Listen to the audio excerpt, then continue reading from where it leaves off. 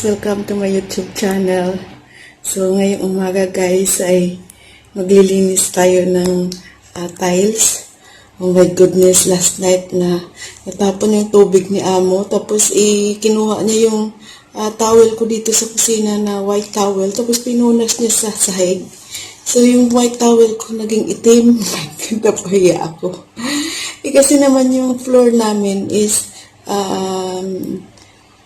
pakita ko na lang sa inyo kasi iba yung texture, hindi siya yung plain. Medyo may mga guhit-guhit siya na parang hugis kahoy. Kaya syempre, yung mga dust nag-i-insert doon. So, akala ko naman natural color niya yan. And, ang ginawa ko,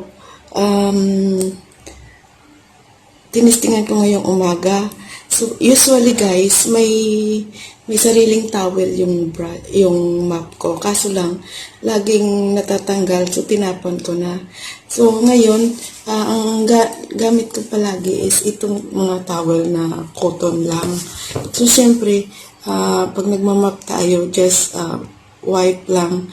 And pagka-vacuum, magwa-wipe lang. So, mabilis lang na pag-map, diba? So, ngayon, mayroong towel si sir na pang sasakyan. Microfiber siya. So, yun ang ginamit ko. Hala, effective guys. Namuti yung tiles. Hindi naman namuti, pero as in, nung kinusutan ko yung towel, hala, ang itim ng tubig. So, papakita ko sa inyo guys para makita niyo yung aking before and after.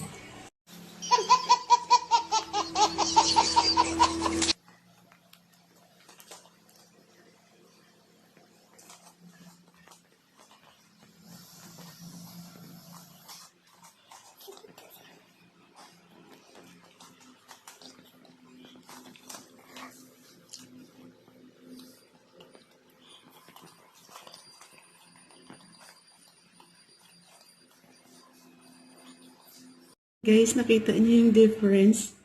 So, kailangan talagang i-rub ang towel para maalis yung dumi. Kasi kung slightly mop lang, hindi talaga pala maalis yung dumi. So, ipapakita ko guys yung towel na ginamit ko.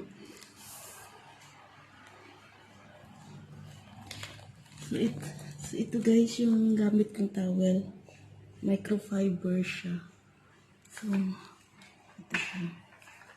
So, maglilinis tayo guys ng sahig. So, see you later. Thank you for watching. So, ganun pala. Ang hirap naman. Kailangan talaga ng force. So, ayun. Nagpawis na tuloy ako ng maaga pa. Yung original na cloth nito is yung dinidikit lang na ganyan. So, ay. Kaso lang, ayaw lang dumikit. So, try natin ito.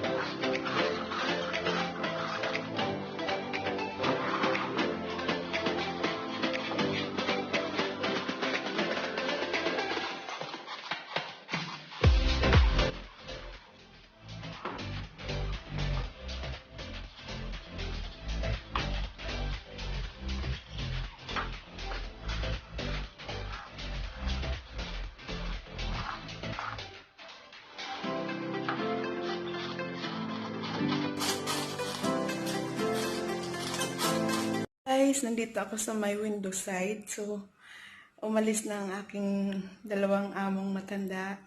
So, nakapaglinis na ako sa kwarto. Tapos, naglilinis na ako ngayon ng CR. Pero naalala ko, ipakita ko muna kaagad dito yung ang sala na nilinis ko yung floor. Kasi, Baka biglang dumating na naman ulit sila kaya wala na akong time mag-video. So ipapakita ko guys ang difference nung hindi pa nalinis at saka nalinis yung sahig namin. So ito na guys. Ito na dito guys sa may sala at saka doon sa may pintuan and also dito. So dito sa may pasilyo, papasok ng kwarto, hindi ko pa nalinis. So sabi ng amo ko, bit by bit na lang daw kasi masakit sa balikat sa kakakukuskus ko ng mop. So ayan, ito yung sa pasilyo namin. So hindi pa to na mapan ng todo. Ayan, medyo dark siya. So dito tayo sa kabila. Medyo nag-light siya ng konti. Pero talagang malinis na siya. At saka ang dami talagang natanggal ng mga dark sa tiles. Kasi itong tiles na to is yung may guhit-guhit. So nag-i-insert talaga ang dumi. Unlike sa plain na floor, madali lang linisin, diba? So ayan, luminis na yung dito sa sala. So, ito, dito, makikita mo talagang pumuti na siya. Pero yung dito talaga sa pasilyo, as in, very dark. Ayan, very dark siya. Hindi ko pa na-map ito dito. So, siguro, pa konti-konti na lang. So, hindi pa ako nakapag-vacuum, pero nakatidy up na ako ng bed. So, nandito ako ngayon sa CR. Actually, naglilinis ako. So, yun guys. Sinasabon ko yung dito banda sa may duro kasi si sir. Kasi pag nag-CR, yung ihi niya tumutulo-tulo pa sa sahig. Kaya kailangan laging sinasabon dito. So, ayan, hindi ko pa tapos. Naalala ko kaagad yung video ko. So, tapusin ko muna guys ang paglinis ko ng aking CR. And then, magbabacuum na ako. So, ang hirap ng buhay naman natin mga OFW. O, sige, tiis lang. So, ayan guys. Madumi pa dito. So, ayun magkaiba. Ayan. So, may mga part talaga na dark siya. Hindi siya gaano natatanggal. Pero mayroon namang part na natatanggal talaga siya. Ayan. Ay, nako. Sige lang. So, pagpatuloy ko muna yung aking ginagawa, guys. Yun, guys, nakikita mo yung difference. Light dito sa left side, yung sa right side, medyo dark. Okay, guys. See you later, ha? So, vacuum na ako, guys. Ito yung vacuum namin, guys, ko. So, kailangan nang linisin ang filter niya. So, kailangan ko nang bilisan na pag-vacuum para malinis na nga yung filter. So, nandito lang ang aking vacuum kasi malinis naman na yung sala. Dahil nilap ko ng maaga pa kanina. So, ayan guys. Ayan guys.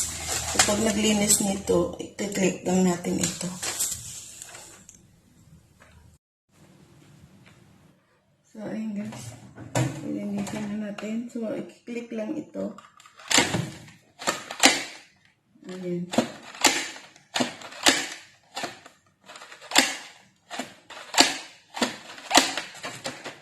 So, pag may buhok, kunin lang natin. And then, kailangan gamitan natin ng tissue dito para linisin. So, ganyan lang guys.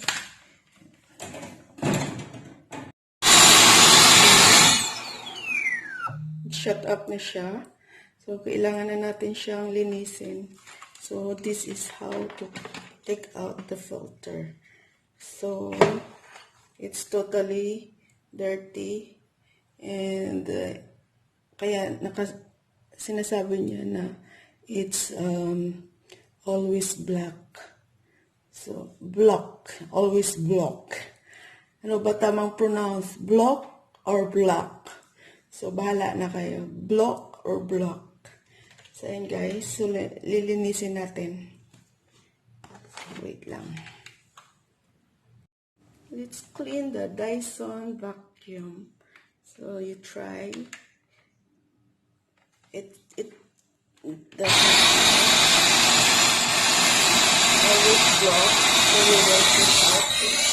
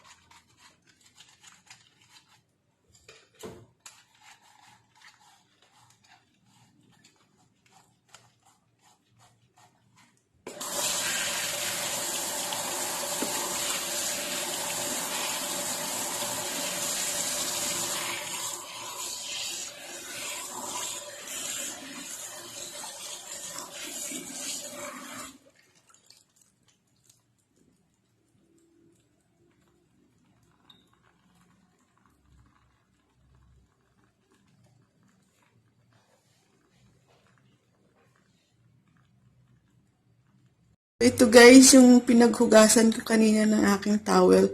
Sa sala lang ito. So, wala pa yung pasilyo at saka tatlong kwarto. So, ayun, ang dumi talaga pala ng tiles ng sahig namin.